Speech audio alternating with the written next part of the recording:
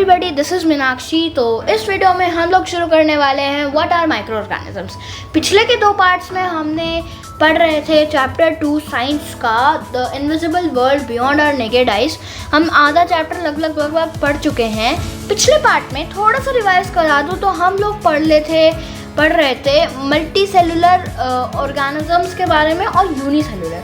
तो मैंने आपको मल्टी सेलुलर और यूनिसेलुलर के बारे में थोड़ा बता दिया था कि मल्टी सेलुलर होते क्या है, जो बहुत सारे सेल्स से मिलकर बने हुए होते हैं, और यूनिसेलुलर क्या होते हैं, जो एक ही सेल का पूरा एक ऑर्गेनिज्म होता है। ठीक है, जैसे कि यूनिसेलुलर के एग्जांपल देखे थे हमने, एग देखा था। तो सबसे बड़ा जो एग है वो ऑस्ट्रिच का एग है, यानी कि सबसे बड़ा यूनिसेलुलर जो है, सबसे बड़ा जो सेल है अर्थ पर, वो क्या है, हमारा ऑस्ट्रिच का एग है। और एग्स भी एक सेल से बने हुए होते हैं, तो हम यूनिसेलुलर के एग्जांपल में ले सकते हैं इसको। ठीक है, तो अब हम देखेंगे व्हाट आर माइक्रो ऑर्गेनिजम्स। अभी हम पढ़ेंगे माइक्रो ऑर्गेनिजम्स के बारे में। इसमें भी हम पढ़ेंगे यूनिसेलुलर और मल्टी सेलुलर के बारे में। एक्टिविटीज़ के साथ साथ हमें दिखा रखा है, और यहाँ पे देख सकते हो आप लोग। हाँ, तो यहाँ पे हमें बहुत अच्छे तरीके से बता रखा है। तो बिना देरी करते हुए शुरू कर देते हैं। So some living organisms are made up of just one or very few cells. They are so many, they are so small and they cannot be seen with the naked eyes. यानी कि कुछ living organisms बहुत सारे cell से और कुछ एक ही cell से बने हुए होते हैं। तो दे आर सो स्मॉल, तो जो सेल्स जो होते हैं कुछ बहुत स्मॉल होते हैं, जो कि हम नेकेड आइज से नहीं देख पाते हैं। These are called micro organisms. तो जब हम इनको नहीं देख पाते हैं तो उनको हम बोलते क्या है, माइक्रो ऑर्गेनिजम्स बोलते हैं। Some micro organisms like bacteria and amoeba and made up of just one cell unicellular. यानी कि कुछ माइक्रो ऑर्गेनिजम्स जैसे कि बैक्टीरिया और अमीबा, जो कि एक ही सेल से बना हुआ है। अमीबा क्या है, हमने पढ़ा था, जो कि एक ही सेल से बना हुआ है, वो खुद ही एक सेल है और उसकी जो बेसिक यूनिट ऑफ लाइफ है वो वहाँ पे वहीं पर ख़त्म हो जाती है। ठीक है, तो जो अमीबा है वो यूनिसेलुलर में एग्जाम्पल में आता है। Others like some fungi, algae have many cells, यानी कि उनके पास तो बहुत सारे सेल्स होते हैं, जैसे कि फंगाई, एल्गाई। ये तो थोड़े विजिबल होते हैं, लेकिन इनको भी हम माइक्रो ऑर्गेनिजम्स भी बोलते हैं।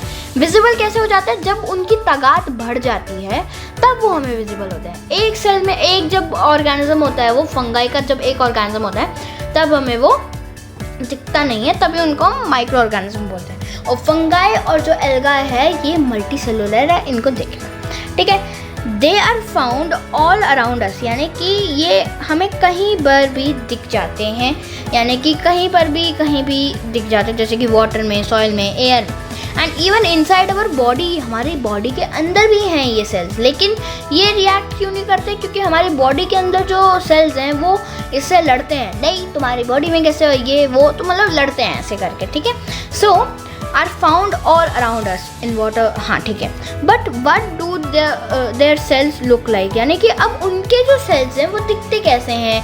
ठीक है, are they like the plant and animal cell, क्या वो प्लांट और एनिमल सेल्स के जैसे दिखते हैं। अब यहाँ पर ये दोनों की कैटेगरी में नहीं आते, ना तो वो प्लांट है और ना ही वो एनिमल है। अब वो है क्या, वो माइक्रो ऑर्गेनिजम्स है। ठीक है, सो to observe the cell of microorganism, again we need to use the microscope, which magnifies their size and makes them visible to us. अगर अब हमें वापस से देखना होगा माइक्रो ऑर्गेनिजम्स के सेल, तो हमें क्या लेना होगा, माइक्रोस्कोप। माइक्रोस्कोप क्या करता है, मैग्नीफाई कर देता है और उसके साइज़ को मैग्नीफाई कर देता है। मैग्नीफाई मतलब बड़ा कर देता है, 200 से 300 गुना उस चीज़ को बड़ा कर देता है, जो हमारी आँखों के लिए अब तब विजिबल हो जाता है।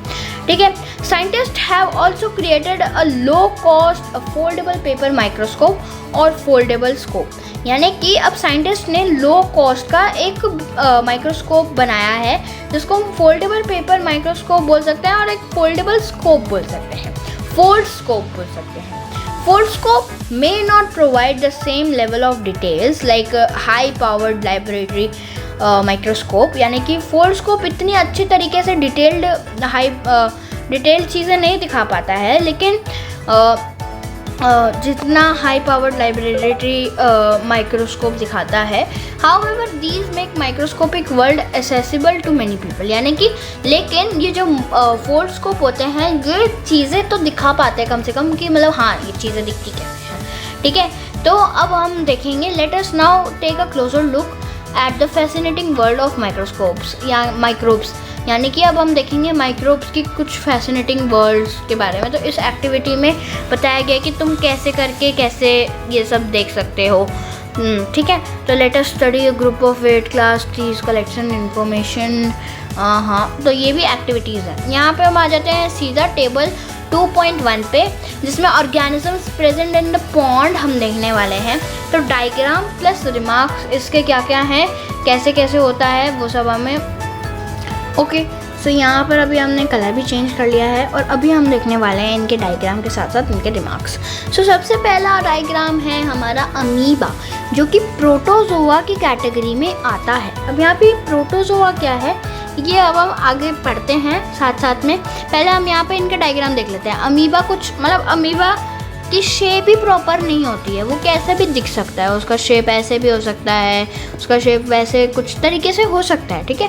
तो उसका शेप फिक्स नहीं है। Single cell moving irregular shape, यानी कि सिंगल सेल जो मूव करता रहता है, इधर उधर भटकता रहता है, कहाँ क्या कर रहा है कुछ नहीं पता, और उसका जो शेप है वो है इरेगुलर, ठीक है। उसके बाद में हमारा है पैरामेशियम एक टाइप ऑफ चप्पल की शेप जैसा होता है।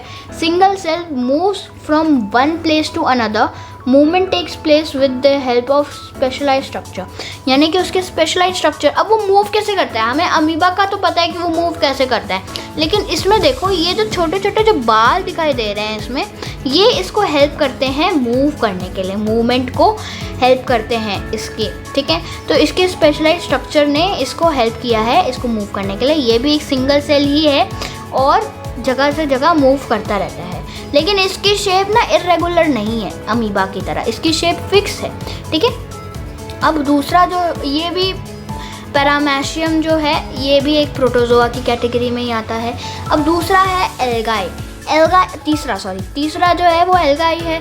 एल्गाई अब कुछ आपको इस तरीके से दिखाई देगा, लेकिन हमें तो ऊपर से नॉर्मली एल्गाई ऐसे ऐसे ही दिखाई देता है ना, नॉर्मली हरी भरी घास जो कि पानी में ही होती है, जिससे हम फिसल भी जाते हैं कभी बार, ठीक है। तो हमें एल्गाई नॉर्मली घास की तरह दिखती है, लेकिन वो होती ऐसी नहीं है, वो कुछ इस तरीके की दिखती है हमें, ठीक है। मतलब माइक्रोस्कोप के नीचे देखोगे तो single cell look green because of the presence of green pigment. Single cell जो कि ग्रीन दिखती है बिकॉज उसके अंदर ग्रीन पिगमेंट होता है।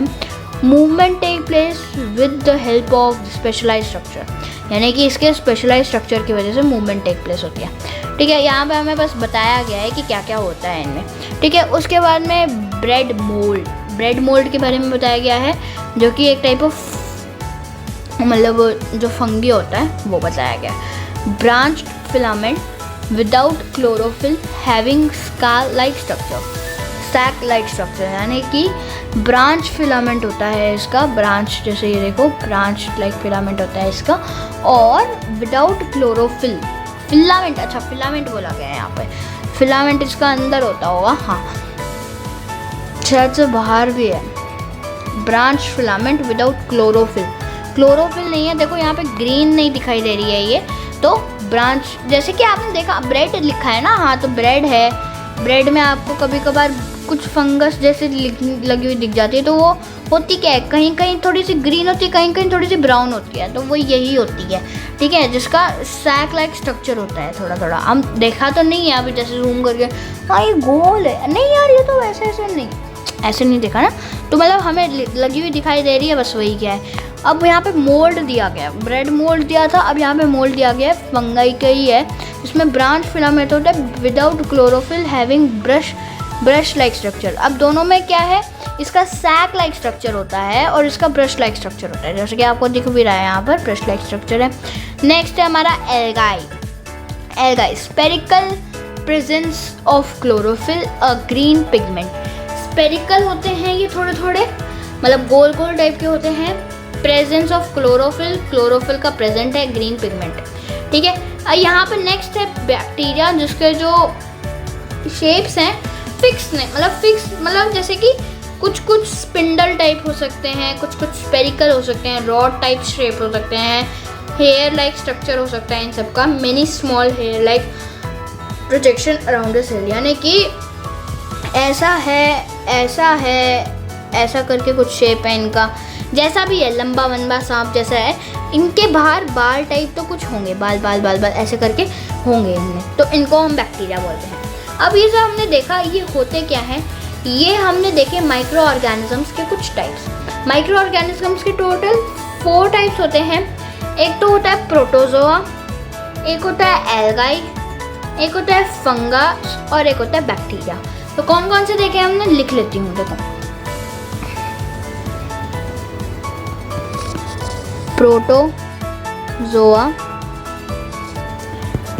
बैक्टीरिया, उसके बाद में क्या देखा था हमने, एल्गाई, एल्गाई, और एक और क्या था हमारा फंगी बोल सकते हो या फंगस, दोनों बोल सकते हैं, ठीक है। तो फंगाई हो गया। तो ये 4 जो टॉपिक हैं, मतलब 4 जो हैं, ये टाइप ऑफ माइक्रो ऑर्गेनिजम्स के 4 पार्ट्स हैं, प्रोटोजोआ, बैक्टीरिया, एल्गाई और फंगस। देख लेते हैं, did you observe any of these microorganism or something different? Record in your notebook and discuss the classroom. Identify varieties microorganisms. They are everywhere and we can see only in them with the microscope. A device that magnifies them times. Through microorganisms are small in size, they play an important role in our life. यहाँ पर ये बोला गया है कि इसमें तो पहले आपको रिकॉर्ड करने के लिए बोला है कि क्या क्या डिफरेंट आपने देखा। तो ये 4 तो यहाँ पे बोला गया है कि पहले तो आपको ऑब्जर्व करना है माइक्रो ऑर्गेनिजम्स को, इनमें क्या डिफरेंस है, अपने नोटबुक में इसको रिकॉर्ड करके रखना है, टेबल को ये सब आइडेंटिफाई करना है।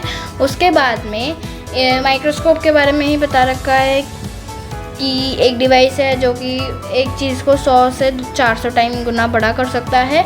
Through microorganisms are small in size, they play an important role in our life. यानी कि जो माइक्रो ऑर्गेनिजम्स स्मॉल साइज़ के होते हैं वो एक इम्पॉर्टेंट रोल प्ले करते हैं हमारी लाइफ के लिए। अब हम वही देखेंगे क्या इम्पॉर्टेंट रोल प्ले करते हैं। तो सबसे पहले अभी हम देख लेते हैं यहाँ पे एवर हर्ड ऑफ में वायरसेस के बारे में। Oh my God. सो यहाँ पे क्या कंप्यूटर के वायरसेस में घुसने वाले वायरसेस के बारे में बात की गई है? नहीं, यहाँ पे उन वायरसेस की बात की गई है जो जैसे कि मतलब जो वायरसेस हमारी बॉडी में होते हैं या फिर कहीं अलग टाइप के वायरसेस होते हैं। तो वायरसेस होते क्या है? Viruses are microscopic and cellular virus multiply when they enters a living cell. They may infect plant, animal or bacteria cell and may cause a disease.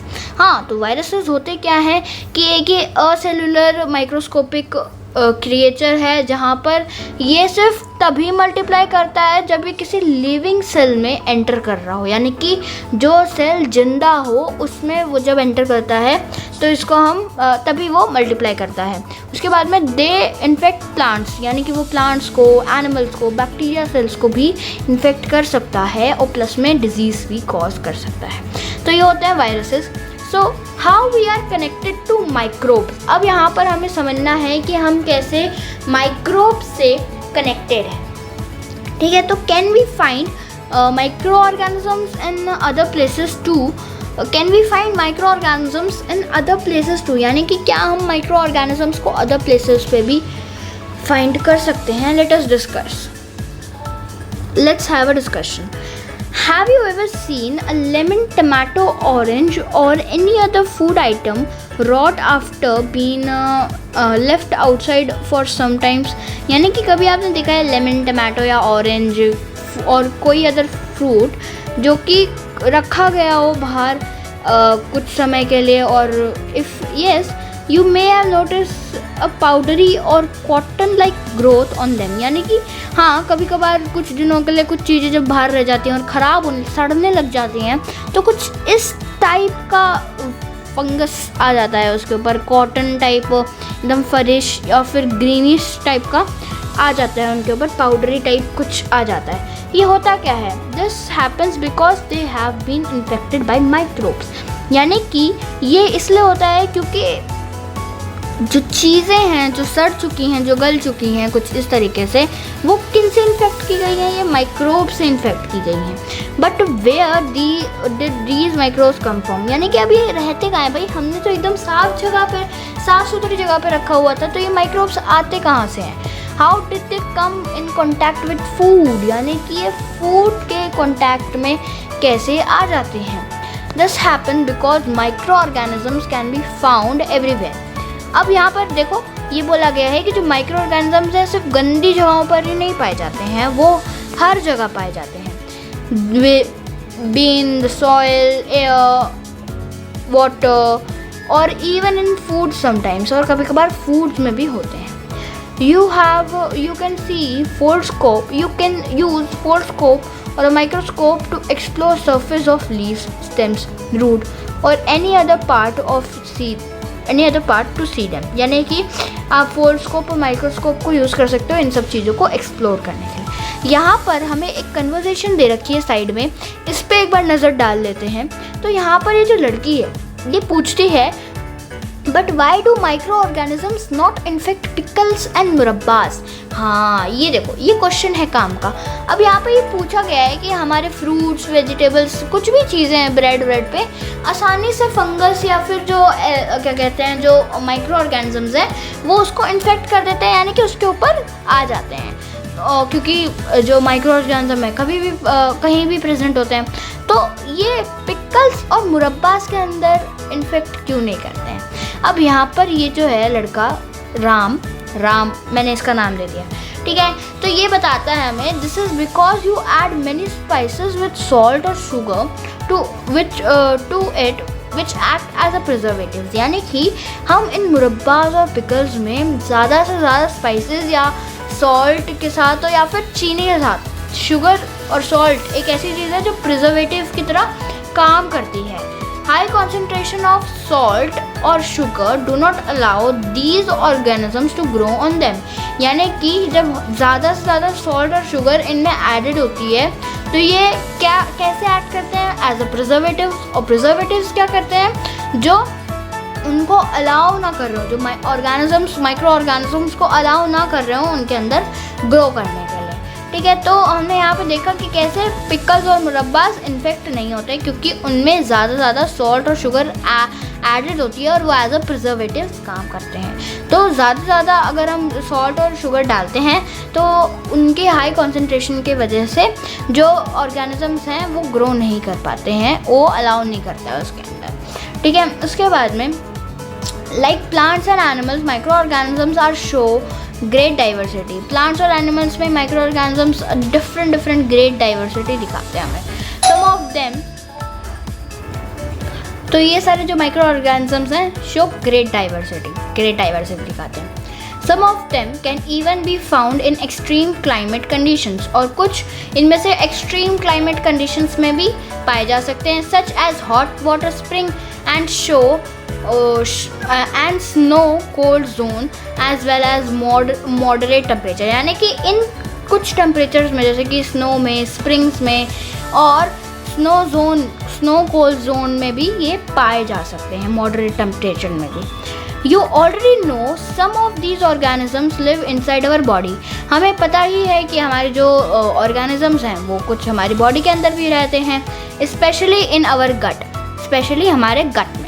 You have already studied in chapter Life Processes in Animal in Curiosity Grade 7 that our intestine has many bacteria that help in digestion। यानी कि हमारे intestine में बहुत bacterias हैं जो कि हमारे digestion के लिए हेल्प करते हैं। Like plants and animals, microorganisms vary in shape, size and structure। यानी कि plants और animals में जो microorganisms हैं उनके shape, size और structure में different मतलब वो वेरी करते हैं। You would have observe micro organisms of different shapes, spherical, rod shape and irregular. यानी कि हमने देखा टेबल 2.1 में एंड 2.2 में की शेप्स उनके जो हैं स्फेरिकल हैं, रॉड शेप है, इरेगुलर शेप है, मतलब बहुत टाइप के शेप्स हैं, कुछ का सर्कुलर भी है। एंड तो ठीक है, देखा हमने बहुत सारा। How does the diversity of micro organism play a role in our daily life, यानी कि ये माइक्रो ऑर्गेनिज्म डाइवर्सिटी की कैसे रोल प्ले करती है डेली लाइफ में। How do they help to clean our environment, अब ये हमारे एनवायरनमेंट को क्लीन करने में कैसे हेल्प करती है। ठीक है, तो क्लीन करने के लिए अभी हम पढ़ने वाले हैं नेक्स्ट जो टॉपिक है वो है की players in cleaning the environment, यानी कि एनवायरनमेंट को क्लीन करने के लिए की प्लेयर्स कौन कौन है। सो यहाँ पर हमें नॉर्मली मैन्योर के बारे में बता रखा है, जो कि हमने क्लास 7th में भी पढ़ रखा है। तो अभी हम लोग पढ़ने जा रहे हैं अवर साइंटिफिक हेरिटेज के बारे में पढ़ने जा रहे हैं, जिसमें क्या बताया गया। Ancient Indian texts, particularly the Vedas, have reference of the word krimi, which means different tiny entities including drishya, visible, and adrishya, invisible.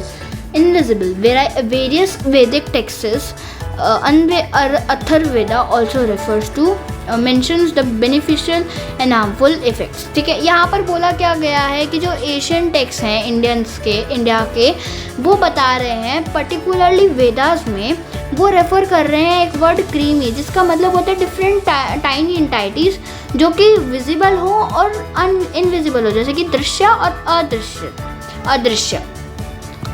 Various Vedic texts mention their beneficial and harmful effects, यानी कि different वैदिक texts में इनके बारे में beneficial और harmful effects के बारे में बताया गया है कि ये हार्मफुल हैं, बेनिफिशियल हैं। अथर्ववेदा ऑल्सो रेफर्स टू क्रीमी, यानी कि अथर्ववेदा ने ऑल्सो मेंशन किया गया है क्रीमी के बारे में। तो यहाँ पर हमें एक अलग तरीके से बताया गया कि इंडियन हेरिटेज में इसके वेदास में पहले भी बहुत लिखा गया था। ठीक है, तो आगे पढ़ते हैं, आगे क्या बताया गया है इसमें हमें। If you look around carefully you might have see decaying plants and fallen leaves store in container और लाइंग इन अ गार्डन, यानी कि आपने कभी देखा होगा ध्यान से, तो आपने कभी देखा होगा कि जो डिकेइंग प्लांट्स हैं, फॉलन जो लीव्स हैं, वो एक कंटेनर में या फिर कहीं गार्डन में एक जगह इकट्ठा करके रखे हुए हैं। Disappears after some times from the surroundings, यानी कि कभी और मतलब कुछ टाइम के बाद जब आप वापस देखते हो वहाँ पे, तो वो याद गायब हो जाते हैं, मतलब ऐसे लगता है कि क्या कौन उठा के ले गया उनको, ऐसे। ठीक है, गायब हो जाता है, डिसअपियर हो जाते हैं हमारे सराउंडिंग से। This is because micro organisms break down and turn them into simpler substances rich in nutrients, यानी कि और ये इसलिए होता है क्योंकि जो माइक्रो ऑर्गेनिजम्स हैं इनको ब्रेक डाउन कर देते हैं और बना देते हैं एक सिंपलर सब्सटेंस जो कि रिच होता है न्यूट्रिएंट्स में। किसमें रिच होता है? न्यूट्रिएंट्स में। This nutrients go back to the soil and help plants to grow better, यानी कि अब ये न्यूट्रिएंट्स वापस से जाते हैं सॉइल में। अब डिकम्पोजिशन इसको बोलते हैं हम प्रोसेस को। तो ये जो प्रोसेस होता है इसमें होता क्या है कि पहले जो फॉलन लीव्स और डिकेइंग जो प्लांट्स होते हैं और जो फॉसिल फ्यूल्स जो होते हैं और जो हमारा वेस्ट या एनिमल्स का जो वेस्ट होता है, वो जो माइक्रो ऑर्गेनिजम्स हैं क्या करते हैं उसको क्या कहते हैं, उसको कन्वर्ट कर देते हैं सिंपलर सब्सटेंसेस में, जो कि न्यूट्रिएंट्स में भरपूर मात्रा में होता है, जिसको हम खाद भी बोलते हैं नॉर्मल लैंग्वेज में।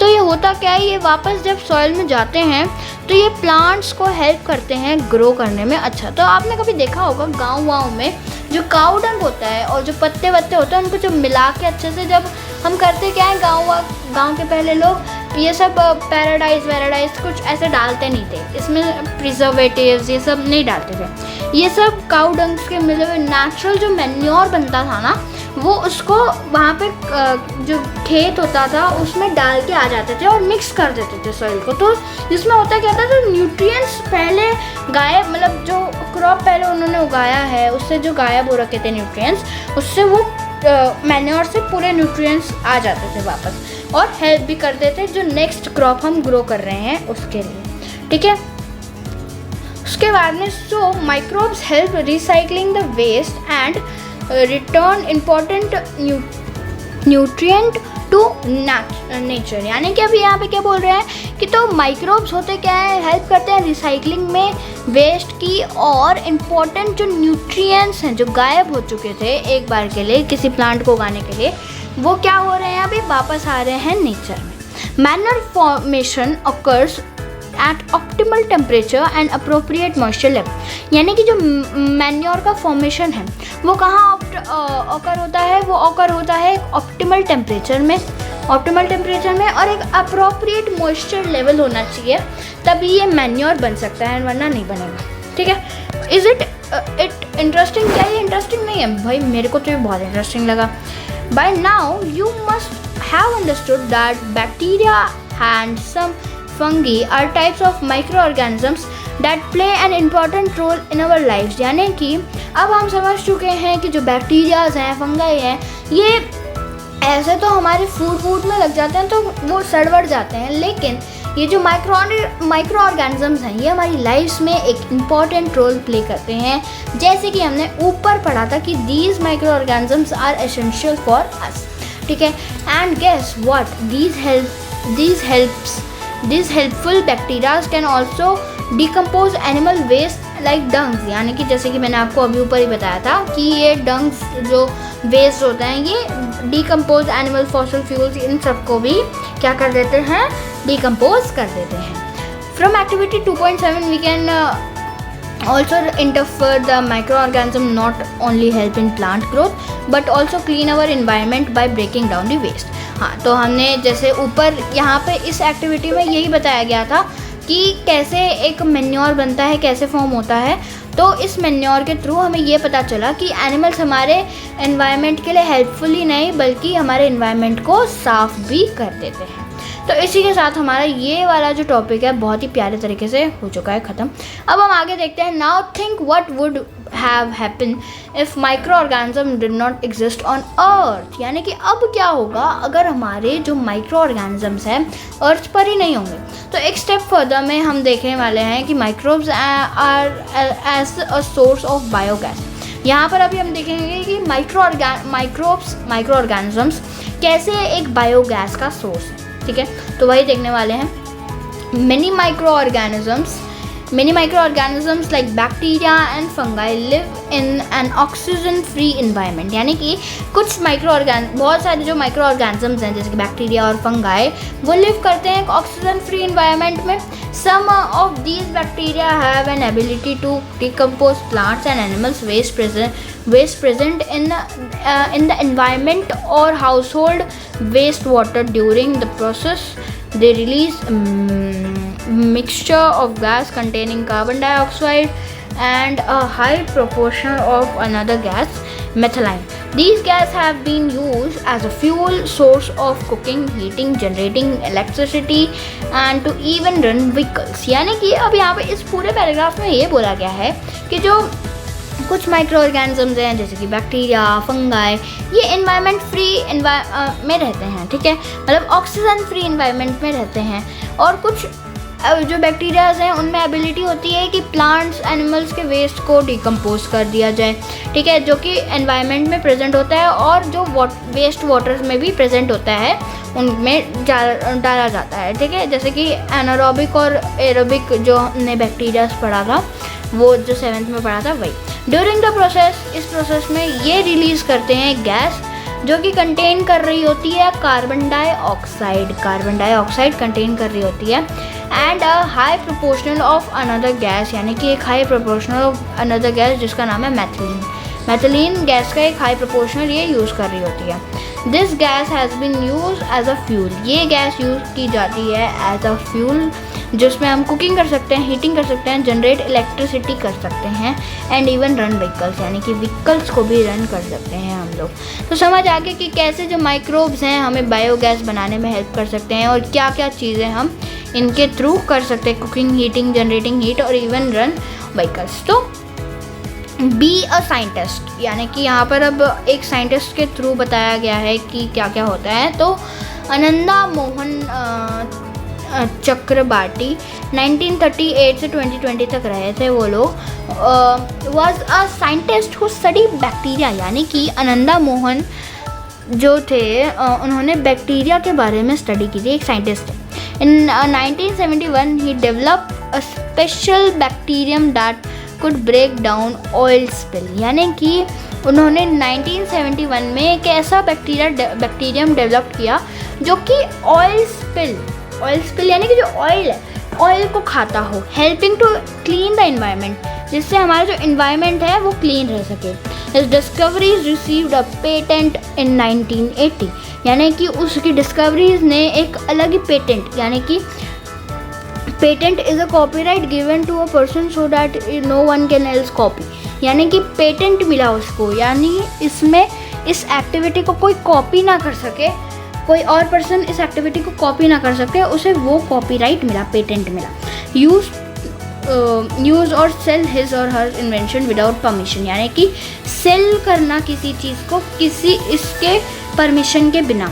His work showed how microorganisms could be used to solve environmental problems like pollution, यानी कि उसकी इस इन्वेंशन ने शो किया कि कैसे इन्वायरमेंटल प्रॉब्लम्स को सॉल्व किया जा सके और कैसे उनको गायब कर सके, क्या कहते हैं, माइक्रो ऑर्गेनिजम्स को यूज़ करके। जैसे कि यहाँ पे ये ऑयल स्पिल इन्होंने गायब करने, ब्रेक डाउन करने के लिए 1971 में निकाले थे, तो वैसे ही पोल्यूशन को भी गायब करने के लिए कोई माइक्रो ऑर्गेनिज्म हो, ठीक है। He is remembered for his contribution to science for protecting the environment using microbes, और उसकी कंट्रीब्यूशन के लिए वो रिमेंबर किया जाता है हमेशा, और प्रोटेक्टिंग के लिए इन्वायरमेंट को माइक्रोब से, ठीक है। What are the other problems which you can think be solve using microbes, यानी कि और अदर प्रॉब्लम्स जो कि माइक्रोब्स के हेल्प से सॉल्व की जा सकती है, तो बताइए कुछ यहाँ पे।